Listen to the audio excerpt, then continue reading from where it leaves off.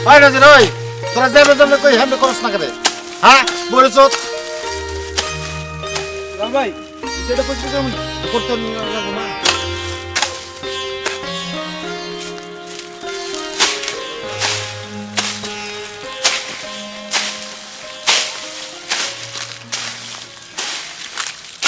oral ভাই তোমার কি তো হয়েছে আরে তো চিন্তা করো কে রে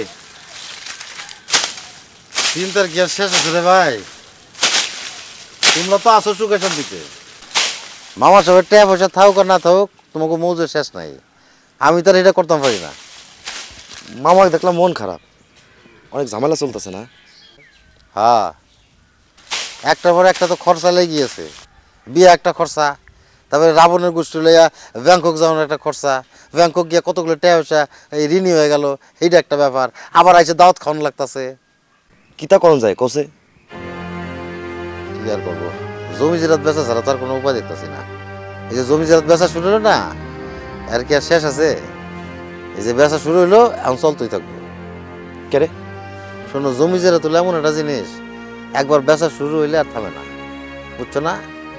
আর এই গ্রামে সরকার বাড়ির যে দাপটটা ছিল সেই দাপট আর থাকবো না আর গ্রামের মানুষ বুঝে যে এখন দাপট শেষ এখন আবার তারা নতুন দাপটের লোক খুঁজে লইব আর নতুন দাপটের লোক তো রেডি আছে কেরা কেরা আবার ওই রাজা চৌধুরী ও আর রাজা চৌধুরী যত দাপট আর যে মনিকা বেগম না কি একটা আছে এটা দাপট আরো বেশি আরে দাপট রে আল্লাহ মাটিতে পাওই পড়ে না ওই রাজার বাচ্চা রাজারে দিব নাকি একটা বাঁশ ডলা কাম নাই এবার সবসময় আইনের লোক লয়ে ঘুরে ওই জমির মুক্তার হারাও তুমি কি ভাবতাছো ছেড়ে দিতাম চান্স পাইলা যে কি করি করো করো রাজা রাজা যুদ্ধ করো আমি এসবের মধ্যে নাই যাও বাড়ি যাও সরকার বাড়ি চল তোমরা এই গাছতলা খারাপ থাকতে গেলে যাও আয় নজর ওই তোরে কই কি আর তুই করস কি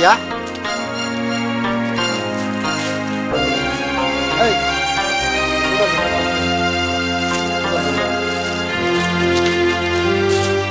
কাশি লইয়া তারপরে বড় একটা গাছ কাটতাছে